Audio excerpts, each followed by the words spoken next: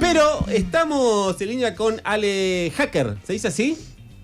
¿Se dice Hacker? Se dice Hacker. Que es licenciado en física por la UBA y está realizando ahora un doctorado. A ustedes que no estudian nada, nada de nada. Doctorado en astrofísica en la UNSAM y tiene un tema de investigación. Para mí lo que lo flashea, pues se lo vamos a preguntar, que son los exoplanetas. Ale, ¿cómo te va? Nico Fiorentino te saluda. ¿Cómo andás? Hola, ¿qué tal? Buenas tardes. Todo bien, bien, muy contento de estar acá. ¿En qué? Primero, yo ya lo sé, obvio que lo sé, pero para que se enteren todos, ¿qué son los exoplanetas? ¿Qué tal? Bueno, los exoplanetas son planetas como los que conocemos. Sí. Saturno, Marte, la Tierra, Sí. todos los que conocemos orbitan alrededor del Sol. Bueno, los exoplanetas son planetas que orbitan alrededor de otras estrellas, ¿no? O sea, todos los planetas que están fuera del sistema solar los llamamos exoplanetas, pero son planetas solamente que no orbitan el Sol, sino cualquier otra estrella. Que forman parte de otro sistema, digamos. Exacto, sí, está en otro sistema, muy lejos. ¿Y en qué momento empezaste a flashear con exoplanetas, boludo? Buena pregunta. O sea, este tema en particular, Sí. bueno, a mí, digamos, me llegó, yo también un poco lo busqué cuando estaba terminando la licenciatura en física, que bueno, a la hora de elegir, digamos, una tesis de licenciatura, algún tema para especializarse, ahí se abren como, dentro de la física hay un montón de alternativas, pero bueno, no solo me apasionaba el tema, sino que también la persona que fue mi director de tesis y ahora es mi director de doctorado, que es Rodrigo Díaz, mando un saludo, se encargaba de exoplanetas y bueno, yo quería estudiar ese tema y que él fuera mi director, entonces me metí un poco ahí, pero el tema tenía, digamos, mucho que ver, es muy flashero, digo, a mí desde chico todo lo que tenía que ver con astronomía, física, sí, ciencia siempre me llamó mucho y bueno, y aquí estamos y cada vez más potente, digamos, el entusiasmo y todo, a medida que uno se va metiendo cada vez más. Voy a inventar una sección que es la pregunta libertaria. Me gusta. La pregunta libertaria es, ¿y por qué es importante, para qué necesitamos investigar y conocer la existencia y las características de exoplanetas? Tremendo, bueno, es una pregunta también... Es la pregunta libertaria, la acabo de inventar. Libertaria, pero bueno, Remame la sección. Tiene como, o sea, es para charlar, pero hay como ya respuestas, digamos, que uno puede justificar, digamos, para recibir los subsidios que correspondan.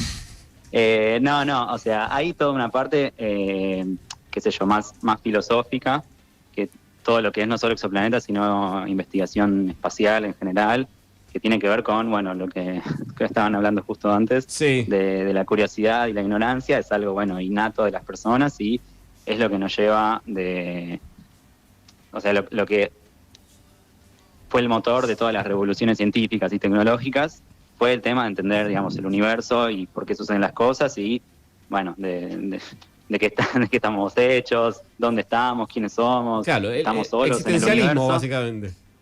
Sí, exacto. Pero bueno, o sea, esas preguntas súper recontra básicas, humanas y así filosóficas, existenciales, son las que llevaron al motor, digamos, a lo largo de todos los años de la revolución científica a pasar de herramienta o sea, a un palo y una rueda a naves espaciales y bueno, cada vez que vamos entendiendo más. Y de hecho, la investigación espacial, entender cómo se mueven los planetas y las leyes del movimiento, fueron los que dieron inicio y los que guiaron y fueron, digamos, el caballo de batalla de la revolución científica. Todo empezó con la astronomía, con, bueno, Newton, Galileo, etcétera, y después, bueno, se llevó a las otras ramas para entender el resto de, digamos, de las áreas de la ciencia.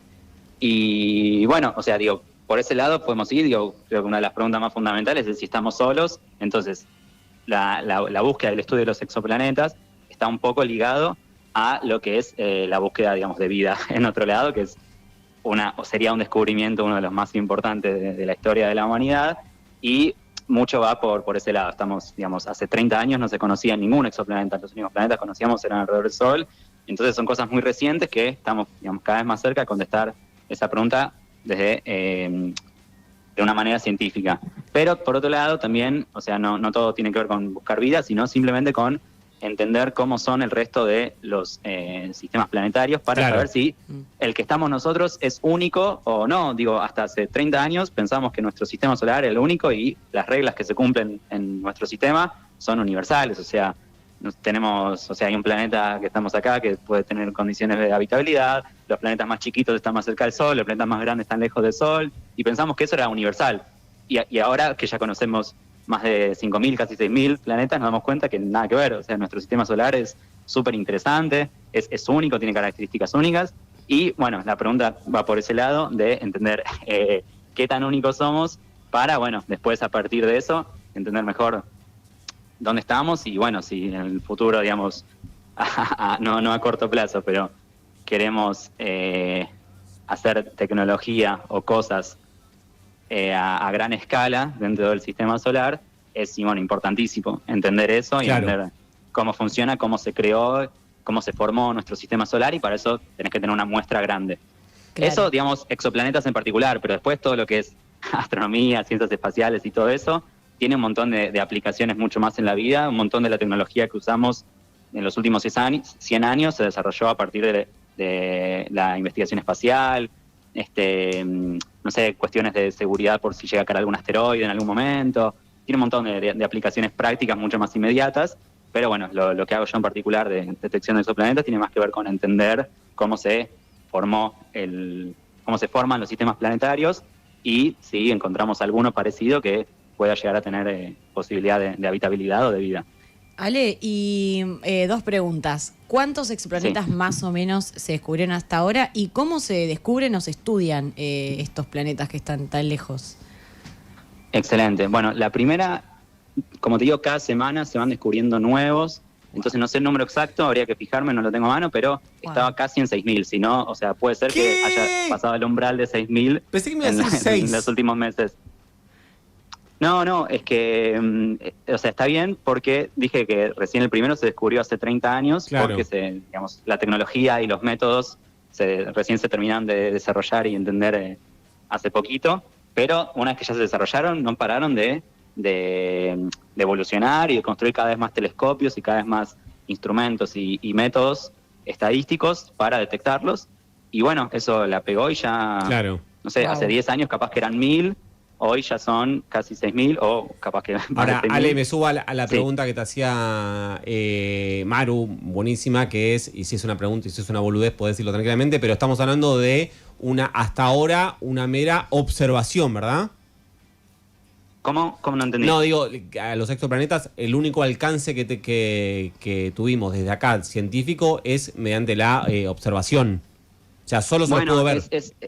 Es una pregunta, sí, súper interesante, porque justamente no, están tan lejos las estrellas, digamos, los planetas que están en el sistema solar Ujú. están relativamente cerca, están en nuestro vecindario, en Sí. nuestra cuadra, digamos, dentro Sí. de lo que es la galaxia. Los exoplanetas están no sé, en otra ciudad, en otro país, digamos, en esa escala. Están muy lejos, tanto que con los mejores telescopios vemos las estrellas como unos puntitos de luz nada más, súper difusos, y los planetas que orbitan alrededor son muchísimas veces más chiquitos y millones de veces más tenues. Entonces, a simple vista, o sea, en general, los ves fundidos en la estrella. Entonces, es muy difícil detectarlos así, observándolos como uno observa las estrellas, ¿Y como uno entonces? observa los planetas acá. Entonces, o sea, digo, hay excepciones y hay algunos exoplanetas que se pueden ver con distintas técnicas sofisticadas, Ujú. pero la gran mayoría de los casos, de los 6.000 exoplanetas que detectamos, los detectamos con métodos indirectos.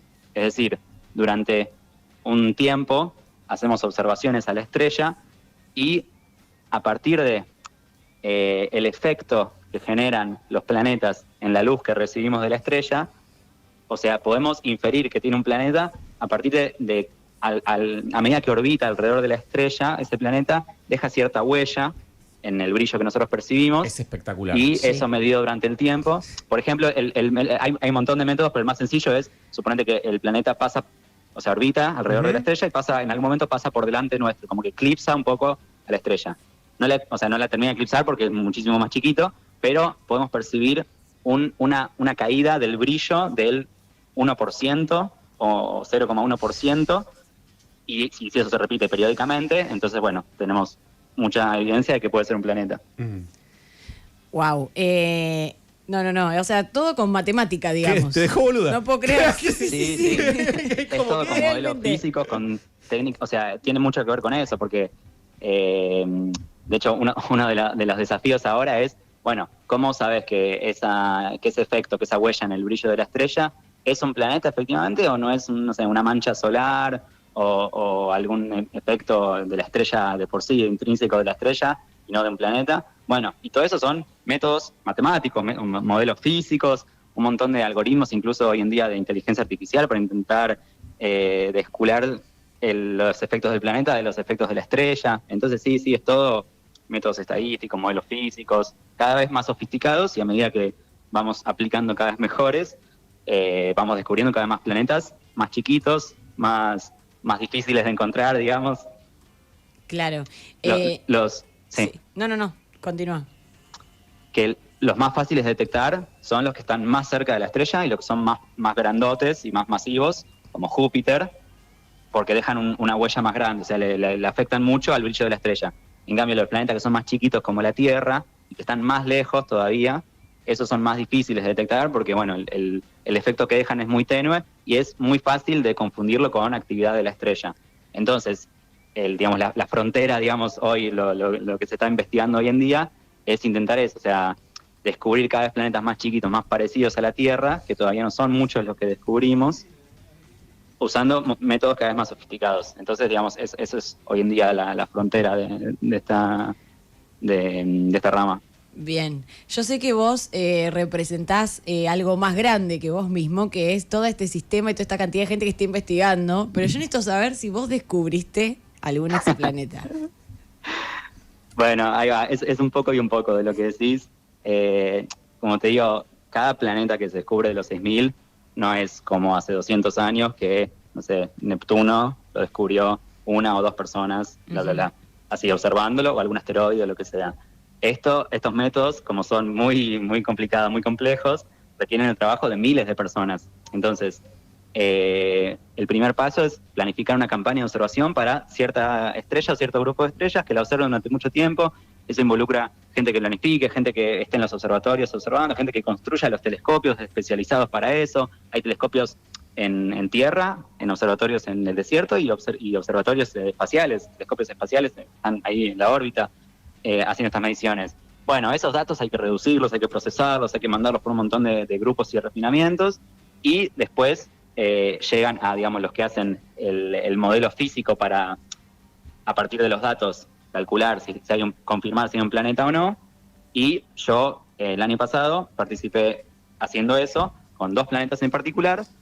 Después del trabajo de muchas otras personas, yo fui el que finalmente puso la firma de que sí, acá efectivamente encontramos 2 planetas. Entonces el paper de descubrimiento de 2 planetas en particular, de 2 de estos 6.000 que se descubrieron, digamos, tiene mi nombre como primer autor. Entonces un poco, sí, podemos decir como que soy el referente del descubrimiento de esos 2 planetas, pero bueno, es un trabajo de muchísimas más personas. Maru, quiero hacer otra pregunta, Maru. ¿Puedo hacer otra pregunta? Sí, obvio. ¿Cuántos exoplanetas descubriste en tu vida vos? No, la verdad que Ninguno. por ahora es 0. Ale Hacker, que está en línea con nosotros, descubrió 2. Y Ale, con los avances científicos que tenemos hasta ahora, si me guío por tu relato, que quiero decir que es muy que estás consiguiendo que lo entienda, lo cual es para mí es abismal, digamos, como es un campo este pibe. Estás rompiendo fronteras y fronteras y fronteras y fronteras de lo que es la divulgación científica. Hasta ahora solo podemos, de estos exoplanetas, con los avances científicos que tenemos, solo reconocer su existencia o algún otro tipo de característica. Ah, bueno, buenísimo. Sí, me faltó todo eso. Otra de las cosas de frontera. Digo, con los métodos de detección que tenemos ahora, no solo que los podemos detectar, sino podemos saber sus características básicas. Por ejemplo, el periodo de rotación, o sea, cuánto es un año de ese planeta. Nosotros damos la vuelta en 365 días. Bueno, hay planetas que dan la vuelta en 4 días nada más. O sea, un año de esos planetas es 4 días. Eso, por ejemplo, el tamaño, o sea, si es más parecido a la Tierra, más parecido a Júpiter, bueno, está relacionado con la masa también, si la órbita es excéntrica o no, es decir, si es circular o más tipo un óvalo. Ajá. Y bueno, esas son como características básicas. Pero después, a partir de, digamos, de esos datos y de observaciones nuevas y métodos de vuelta que están siendo desarrollados en los últimos 5 o 10 años, podemos estudiar también la atmósfera de esos planetas. Es decir, cuando pasan así por delante de la estrella, vemos la luz de la estrella atravesando la atmósfera del planeta, que es, o sea, un efecto es ínfimo, pero bueno, tenemos métodos muy sofisticados que nos permiten encontrar las trazas de los elementos que están en la atmósfera de esos planetas, y a partir de eso, por ejemplo, bueno, digamos, el objetivo es encontrar elementos en la atmósfera que nos den pistas de cosas que están sucediendo en la superficie de ese planeta, y, por ejemplo, puede llegar a, en algún momento, encontrar biomarcadores, se llaman, que son, por ejemplo, combinaciones de elementos que solamente se den si hay vida en ese planeta. Entonces, bueno, eso es lo que, digamos, lo que más se está buscando hoy en día. Y hasta Pero ahora... bueno, eso es lo más sofisticado, digamos, que podemos saber de los planetas. Y hasta ahora tenemos, digamos, muchos buenos candidatos de planetas muy parecidos a la Tierra, con la temperatura adecuada, con el tamaño adecuado, con un montón de otras características adecuadas. Y encontramos elementos químicos, digamos, complejos, no solamente así, digamos, los más básicos, pero hasta ahora ninguno que sea, digamos, prueba irrefutable. La semana pasada salió un montón de noticieros, un descubrimiento de una molécula en un exoplaneta conocido, que en la Tierra esa molécula solamente existe producto de actividad biológica, pero puede ser que se dé por otro tipo de actividad no biológica, Pero entonces no sabemos todavía. Me va a volar la peluca. ¿Cómo detectan una molécula en un exoplaneta que vos me decís que para detectar su existencia básicamente van midiendo la huella a partir de la observación de la estrella? Que me voy a volver loco. Digamos, pues yo eso como puedo llegar a entenderlo. Ahora, ¿cómo llegan a la molécula? Buena pregunta. Bueno, sí, la verdad que uno se pone a pensar y es tremendo. La verdad que los instrumentos, los métodos y la gente que las ideó en los últimos años, en los últimos, 50, 100 años también, es una cosa maravillosa. Pero principalmente hay un método que se llama espectroscopía, que es, todos recordamos la etapa de Dark Side of the Moon, sí. La luz blanca del Sol es luz blanca, pero cuando la pasas por un prisma se descomponen en todos los colores. Sí. Bueno, lo mismo con cada elemento, digamos, de la tabla periódica, el hidrógeno, las moléculas también, el agua, etcétera. Cada elemento, cuando vos pasás la luz, emite luz, ¿no? Y cuando pasás la luz de ese elemento por un prisma, por ejemplo, no tenés el arco iris, no tenés todos los colores, sino que tenés como una huella dactilar o como un código de barras que es único de ese elemento. Y nosotros conocemos muy bien, por experimentos en los laboratorios, cuál es el código de barra de cada elemento, de cada molécula. Entonces, nosotros sabemos, por ejemplo, de qué está hecho el Sol, porque la luz que nos llega del Sol la hacemos pasar, digamos, por estos prismas o estas técnicas llamadas espectroscopía, y podemos saber qué elementos tiene. Bueno, lo mismo con las estrellas, lo mismo con las atmósferas de los planetas del sistema solar, y bueno, recientemente podemos hacerlo con la atmósfera de los exoplanetas. Cuando el planeta pasa por delante de la estrella, entonces recibimos la luz que pasó a través de la atmósfera del planeta. Ya lo exprimimos un montón, pero a vos te quedó una pregunta. Sí, es cortita. Vale. Acá quiero que me respondas no desde tu yo científico, sino desde tu yo humano. Sí. ¿Hay vida en otro planeta? ¿Qué crees? Ay, buena pregunta. Sí, seguro. Sí. No sé si entusiasmarme o morirme de miedo, te juro. Bueno, esa es la frase de Clark, que es espectacular, que, o sea, hay dos posibilidades. O hay vida fuera de este planeta o no hay vida fuera del planeta. Cualquiera de las dos es espeluznante, cualquiera de las dos es extremadamente terrorífica. Pero bueno, después podemos agarrar frases de Carl Sagan o de un montón de otros lados que dicen sí, o sea, hay miles de millones de estrellas, sabemos que promedio cada estrella tiene un planeta. Aparte, el ego que tenés que tener para decir, ¿sabes qué? Hay miles y miles y miles de millones de estrellas y que tienen planetas que orbitan eso, pero la única comida somos nosotros. Dale, boludo, ¿quién sos? Total, ¿quién sos? Y al mismo tiempo, o sea, una cosa es que haya vida en algún lugar muy lejos, que probablemente capaz nunca la encontremos. Otra cosa es decir, si consideramos que en algún momento de nuestra historia hayamos hecho contacto. Claro. Y eso, así como la otra es, yo creo, es extremadamente probable, esta es extremadamente improbable. O sea, es casi imposible que hayamos hecho algún tipo de contacto en lo que duró la historia de la humanidad. Excelente. Pero bueno, digo, estamos trabajando y el estudio exoplanetas lo que nos permite es el único método que tenemos para encontrar fuera del sistema solar. Dentro del sistema solar mandamos robotitos y todo a Marte y podemos buscarla por ahí. Pero bueno, fuera del sistema solar es el mejor approach que tenemos y es la primera vez en la historia que estamos pudiendo contestar esa pregunta de manera científica. En tu cara. Quiero decirte algo, Ale.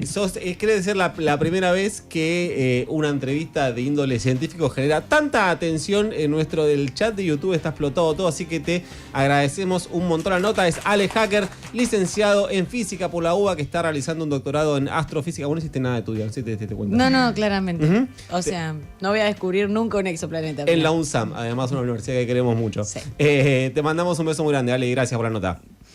Bueno, un abrazo, muchísimas gracias, mando un saludo a mi familia, a mis amigos. Mándenos más.